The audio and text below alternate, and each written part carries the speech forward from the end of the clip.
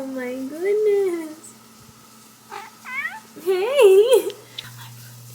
Oh my goodness. Thank you, Flutie. Hello, my friends. Welcome back to another episode of Life with Adri. Happy Wednesday, you guys. Welcome back to the channel. If you don't know me, my name is Adri. I'm 25. I live in Houston. I got 2 cats. And this is me just like showcasing my life. A lot of fitness, mostly lifestyle on here, but check out my other platforms for the fitness content. I'm also a full-time online coach with a team of strong and sexy women, and I would love to have you on board if you are looking for mental, physical, emotional, all of the above strength gains, right? We're getting strong and sexy out here. That is my entire thing. So if you're looking for help with that, make sure you go follow my Instagram so you can see what I'm about. I have client transformation, the client highlights on there. It's Wednesday. It's about to be 4 p.m. Oh my gosh, Neptune is loafing. He's just a little baby loaf.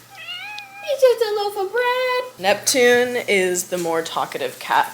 Pluto is the more mature one. I just love to vlog on my rest days. In Houston today, surprise, it is 73 degrees at 4 p.m., which is a new recent development for us. So very excited about that. I just came from 2 different appointments. I went and got my laser hair removal today. And then I also went and got a facial at High Skin. I'm literally sitting there like getting this facial done and I'm like, wow.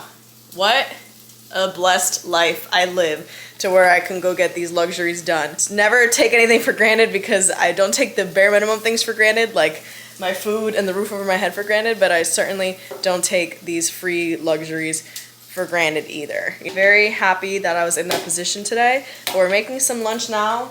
It's getting a little late, but I'm making some ribeye, and then some chicken and potatoes and some beans. It's gonna be a pretty hefty lunch, but I'm about to sit here and read some of my book before I eat it all because I've already started eating. For lunch, we have 6 ounces of a ribeye, organic grass-fed ribeye, 150 grams of sweet potatoes, 2.7 ounces of chicken tenderloins that I just had like leftover, like that's the rest of my current amount of like cooked chicken, and then 50 grams of beans. And then I also purchased some butter because I made cookies the other day and I've been doing like literally 4 to 5 grams of butter at a time in some of my meals, and it makes such a difference. Hey besties! I'm about to step out though. It's Wednesday. You guys already know what Wednesday consists of. My rest day, and I leave the house more than likely. So I'm gonna go to, actually I have 2 things planned today. Right now I'm gonna go to a coffee shop with Anna, who is the founder of the book club party thing that I go to. And then tonight we have our book club party, so I'll be seeing her twice today. But I'm gonna go meet up with her at a coffee shop just to hang out for a little bit. This top is from Honor Active. They sent this to me a while back and I just found it and I realized that I really like it. And I have my really baggy, low-rise jeans from Target that do not fit me anymore because I got them in a size 10 when I was about 10 pounds heavier than I am now, which, by the way, I woke up at 155. I hit a new low today. I woke up at 155.6 this morning. So I did hit a new low, and I'm reversing. That has been fun and exciting. Looks so good. We made it. Is it edible? I got an ube. I would hope so. They put it in your drink? Yeah. I would hope so. I hope so too. I got an ube latte and I added a shot of espresso, an almond croissant she got, and then what was this, the rose? The rose latte. Rose latte. Period. We're gonna hang out here. I feel like every other video that I make for you guys, I end up going to Ulta. So guess what I have for you? A little bit of a haul. Let me just say, hold on, I need to see what this is. I specifically spent money in like the Ulta, on like Ulta beauty like products because it said that I would get a gift if I spent $20, but they didn't have that gift. But the lady at the counter gave me this little Clinique one instead that comes with a facial cleansing mousse, a mascara, and an eyeliner. Yeah, an eyeliner. Period. So still some freebies, so that was nice of her. But I got a foundation brush because a couple months ago I spent like $30 on an IT Cosmetics foundation brush and it is falling apart. So I'm going back to the cheap brushes because that is fucking ridiculous. Some new lashes. I mostly went in there for mascara I did need mascara, and this came recommended by someone else with straight long lashes like how I have. And then I got a dewy setting spray, and this is my other Ulta Beauty purchase to get to the amount that I needed. This is a cream bronzer. I don't use a cream bronzer right now, so we're gonna go ahead and try that out. Oh, this is the exciting part. So all of this came out to like $74, and then I was like, okay, I need to ask about my points because I've had an Ulta credit card for some time now, but I've never asked if I have points to redeem. Like, they've never offered. So I'm like, you know how sometimes they'll be like, oh, you have points on your account, do you want to use them? They've never offered. So I asked today, I said, do I have points on there that I could use? And she was like, oh yeah, you do. And she didn't tell me like how much. I was like, oh, like how much do I have? And she looks at me, she's like laughing, she goes, enough. And I was like, oh, okay. She said, do you want to use them all? I said, yeah, it's fine, dump them all on there. So all of those things went from $76 to $8. So this is your sign. If you are a responsible credit card person like how I am, I use my credit card, then I pay it off immediately. Apply to get an Ulta credit card because you can accumulate points like that, pay it off, and then get stuff at a very reduced cost. So that was cool. But we're gonna go home now. It's almost 4 o'clock. Just look if you say so. Jump scare! Hey! This is not the best lighting. I have my flash on my camera. It is almost 8 p.m. I am on my way to my little book club party. We're waiting for Bella, giving her a little scoop, a little ride. But I'll see what I record at the book club. That's Tinkerbell! I actually look like Tinkerbell, You right? really do. I'm Tinkerbella. bitch. Tinkerbella, it's literally perfect.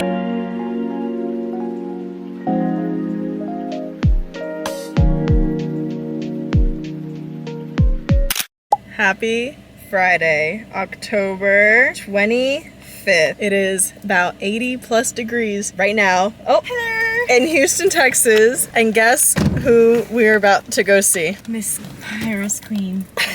Wait, you look so cute. I'm in sneakers, but we're going to the Kamala Harris rally in Houston, Texas. Which is literally so exciting. I've never done anything like this, so I'm extremely excited. This is literally a historic moment. Hey, we're ready to go. Woo!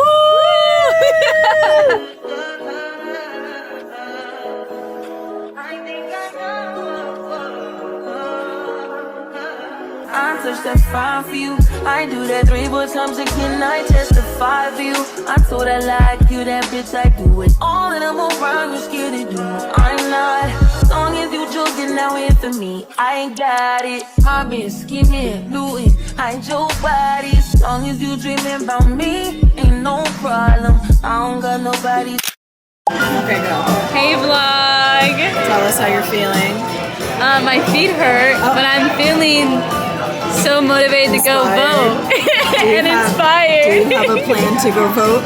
Yes. Period. I also don't know if I'm registered in county though.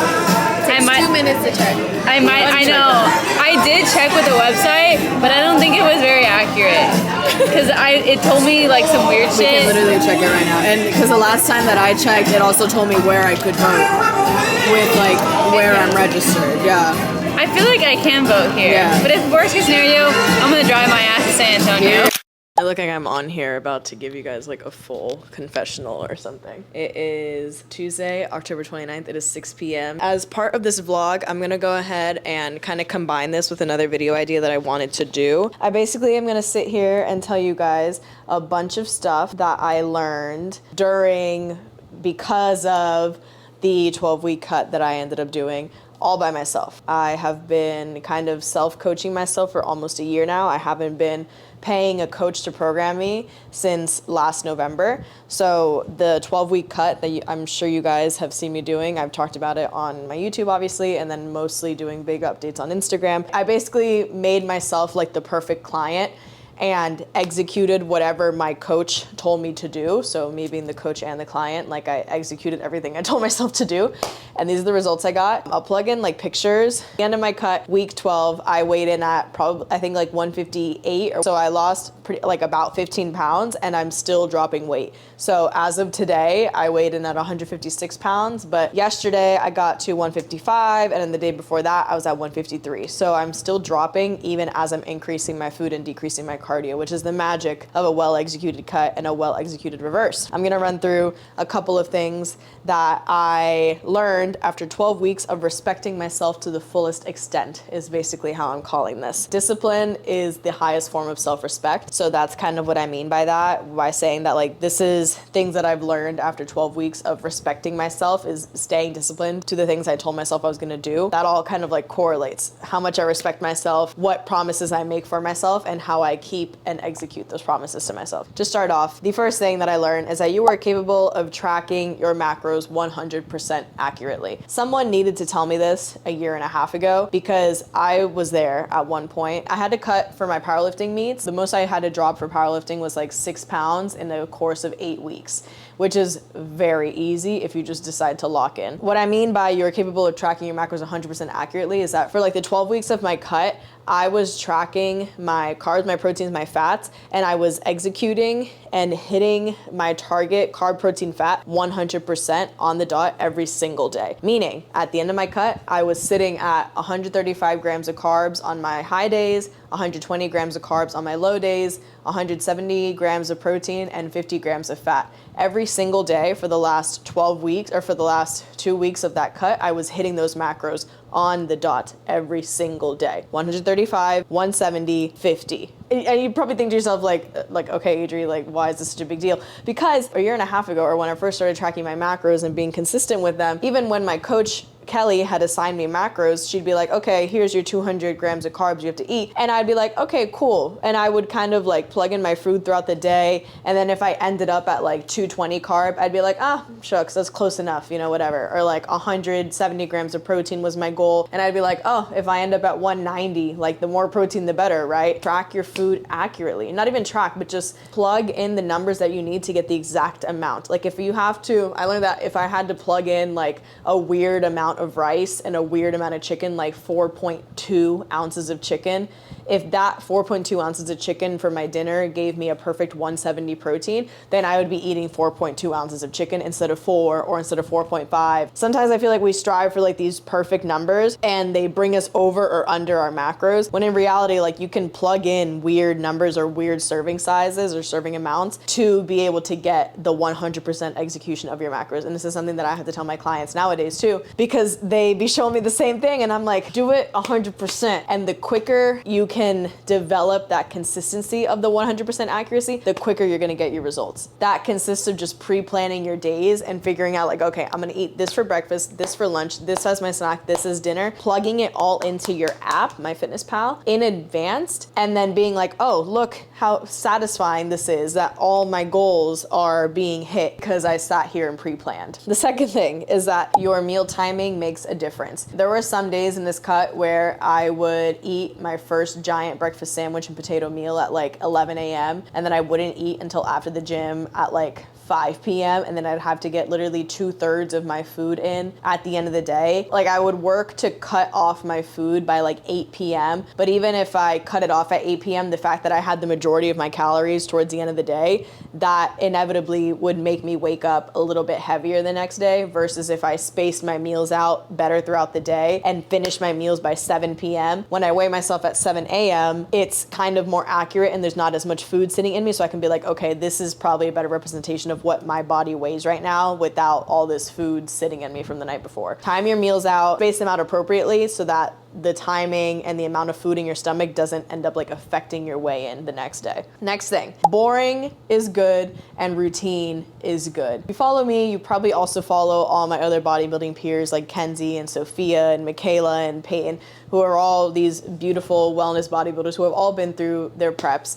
And I'm sure if you follow them, you keep up with their prep journeys, you've seen that they don't leave the house. They go to the gym, they get their steps, they do their cardio, they eat their meals, and they stay in the damn house. That's kind of the life that I developed a little bit with this cut. I wasn't leaving the house very much. I mean, I don't leave the house very much anyway, but I was just going to the gym, doing my work at home, eating, sleeping, because I wanted to be as on top of my variables as I possibly could. But that ended up paying off very, very well for me. I dropped weight, not really quickly, but very consistently, because I made sure to live kind of a more boring routine, to be okay with eating similar meals every single day, right? I wasn't eating the same exact thing every day, but I was keeping it pretty consistent in terms of what I was eating, because things that were working, I wanted to continue working, right? And I didn't want to introduce too many new variables. So if you're in a phase of being dedicated to a specific goal like this, learn to develop a boring routine, because the boring routine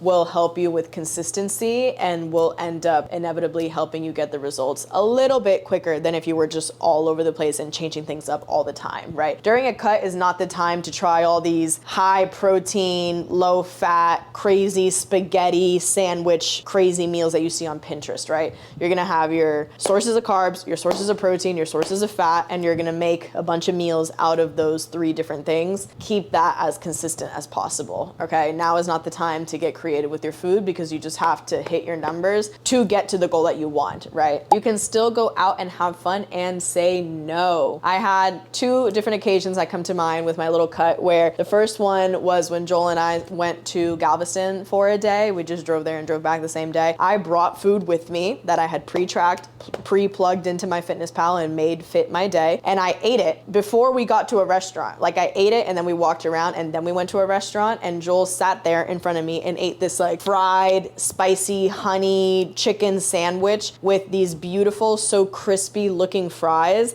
and I didn't have a singular fry, not one. I smelled a few of them, I sniffed his sandwich, but I didn't have a singular fry. The second situation that I was in where I said no, or I controlled myself, was Michaela's birthday. We went to Chili's, and this one I really debated, because I was like, okay, I've been doing so well, like I could just get like a good kind of meal at Chili's and still kind of enjoy myself at Chili's, you know, whatever. But honestly, the pressure of being around all these bodybuilders that are locked in all the time when they need to be, plus just wanting to continue my good habits of staying so on top of my shit, I was like, you know what? No, I'm gonna bring my own food to Chili's. And I did. I brought my own little clear glass Tupperware to Chili's. I ate it there. No one gave me any issues. I had like a sparkling water with lime and tahini on the rim to pretend that was my little alcoholic beverage at the birthday dinner. And that's it. And then we went back to Michaela's place, and we sang happy birthday to her, and I brought home a piece of cake for Joel, and I didn't even have a singular lick of icing. Another situation where my mental discipline, I said like, no, I don't need to have a piece of this cake to enjoy myself. I don't need to spend money and eat this Chili's to enjoy myself. I can still enjoy the event, the occasion, the moment without needing to eat my food and get off plan. Once you realize that so many of these decisions in this phase of your life where you're wanting to be dedicated to hitting a specific goal are in your immediate control, no one was gonna force me to eat anything at Chili's, right? No, Michaela wasn't gonna sit there and force a margarita down my throat. Getting a margarita was in my control, and I decided, no, I'm not gonna get one because I'm gonna stay on plan. Little situations like that, like you have to just break past your mental that's telling you like, oh, I'm going to Chili's, I really want a triple dipper, I should be able to treat myself because I'm going to my friend's birthday dinner, whatever. You have to break past that, because your brain is always gonna wanna be like, oh, I'm craving this, I'm craving that, I want ice cream, I want sushi, I want Chipotle, I want Chili's, I want a margarita. You don't have to satisfy every single little craving your brain has. A craving is just that. A craving is not a hunger cue. A craving is just your brain being a little picky and being like, I wanna eat this right now. And you just have to be there, sit down and be like, no, we're not gonna do that, because I want to hit this goal more than I want this margarita from Chili's. That is something really important that I'm really proud of myself for. And again, something that I just preach to my clients is say no to your cravings, because they're just that. Yes, there's situations where like balance, right? Like life is about balance. The whole reason why I wanted to do this was so I can one day live a life of balance again at a lower body weight. But to get to the lower body weight, you need to be disciplined, and then you can reward yourself once you get to the finish line of the cut. You can't expect to live this life of balance when you should be making these sacrifices and expect to get the result that you want. If you're not sacrificing during this time of sacrifice, you can't sit there and be upset with yourself that you're not getting the results that you want, because you're not doing everything that you need to do. Like, that makes sense, right? Okay, next thing. When people tell you like, you're so strong, how do you do it? I could never. This kind of goes with like the last thing. Like, yes, you can. You just have to work on your mental discipline. Respecting yourself and having a high amount of self-respect for yourself is what makes you disciplined. I told myself I'm gonna cut for 12 weeks and see where that gets me. And I knew that I wasn't gonna quit earlier than that. I said, I'm gonna do this for myself, and like, that's it. Like, once I made that decision to do it, I said, I'm gonna do whatever it takes to do this. And yes, of course, I didn't have a perfect cut. Joel and I went to Austin once or twice. My dad came into town. Like, there were certain occasions where I did have free meals, but they weren't entirely free days, and I still left appropriate room for those free meals in my food, like in my macros. Did they set me back a little bit? Maybe for like a couple days it set me back, but then I just bounced back in my routine, got back on my steps, got back on my cardio, got back on my training, got back on my macros. The weight just comes right off because I decided to continue being consistent and not let one day of a free meal turn into a week of free days. That's what's really important too. Don't let yourself go into a spiral of, oh, I fucked up yesterday and I binged all this food and I'm just gonna say fuck it to the rest of the week because I already fucked up yesterday. Why not just keep going? No. There's no like universal force that's forcing you to shove ice cream down your throat. It is this. This is what's making you do that. Another part of this is stronger than that part. There is always going to be a part of your brain that wants to stay disciplined, and that part of the brain is the brain that decided you wanted to cut in the first place. So you have to uphold that promise to yourself and say, no, I'm stronger than this current craving that I have, and I'm not going to do it. Put your wallet away, delete DoorDash. There will always be one part of your brain that's going to be more disciplined than the other. You have to let that discipline side be the one that's in control. You cannot let the lazy, disrespecting yourself side of your brain take over, because that's not the brain that should be leading your life. You should be able to respect yourself enough to uphold a promise to yourself that you made to yourself. No one is forcing you to cut. You can hire a coach and your coach can suggest a cut, but you have to agree to it. And or like a lot of times women come to me and they want to start working with me and they're like, I want to cut. And then I'm like, okay, cool. Here's what you have to do. Here's your cardio protocol. Here are your macros. Here's your training. Do it. And then they come to me with, oh, I tried to hit my macros. I tried to hit my food, but I'm not that hungry. Or, oh, I only ate my meal plan twice this week and then I fell off. I'm the type of coach where I'm like, okay, so what do you want to do about it? You tell me. I just give you the plan that you want to execute. At that point, I'm like, the ball's in your court. How do you want to proceed forward? Do you want to continue working together? Do you want to keep cutting? Do you want to just look around and maintain? Like, what do you want to do? No one is forcing you to make these decisions. No one is forcing you to make these sacrifices. So that's why you have to remember that there is one part of you that wants to do this, and you have to let that one part of you continue forward. And once you shift that mindset, learn that the majority of the decisions that you make in a day, I mean, yes, I can say a pretty general blanket statement and say that the decisions you make on a day-to-day basis are 100% in your control, period. Whether you wake up in the morning and get in your car and go to work is in your control. Whether you wake up early enough to make your breakfast to pack for work is in your control. Whether you wake up even earlier to get to the gym or do your cardio before you get ready for work is in your control. Whether you take your lunch break to scroll through your phone at work or eat your lunch that you pre-packed for yourself is in your control. Whether you get off of work and you decide to go straight to the gym or go straight home and just change and put on your PJs and call it a night is in your control. Take hold of that control and run with it. That to me is the part that I want to just scream to the world. Once you really like harness the power of that, I could rant about this forever. I do believe that God has a path set out for me, but I also believe that I have to continue making decisions in my control to push myself down that path. Still have to get up and make these conscious decisions that are in your control to propel yourself forward down that path. I be ranting. One of my last ones, cardio is boring, but not impossible. This kind of goes with like the last one too, where people say like, oh, you're so strong. Like I could never. No, you can. Most people just aren't. Not that you're not good at cardio, but you just don't do any cardio. So the idea of doing 40, 50 minutes of cardio in one sitting seems like impossible to you. But if you get on the elliptical one day and bump up the resistance 2 notches and you do 5 minutes for a week, it becomes easy. Then the next week you add on 5 more minutes and you do 10 minutes. It's easy. Then the next week or like 2 days later, you add on 5 more minutes. Suddenly you're at 15 minutes when 2 weeks ago you were not doing any cardio. I didn't just go from 0 cardio to 50 minutes. I was doing 40 minutes of cardio before I decided to lock in for this cut. I was already doing 40 minutes of cardio. I was pretty much wasting my time doing it because I was still fucking around on the weekends, and it was like canceling out the cardio that I did during the week. But my body was used to doing 40 minutes of cardio at least 4 times a week. I stayed at the 40 minutes for maybe like 4 or 5 weeks, and then I bumped up to 45, stayed at that for another couple weeks, and then I bumped up to 50, and then I stayed at that for the remainder of my cut. I never went past 5 sessions of 50 minutes of cardio in a week. Cardio sucks,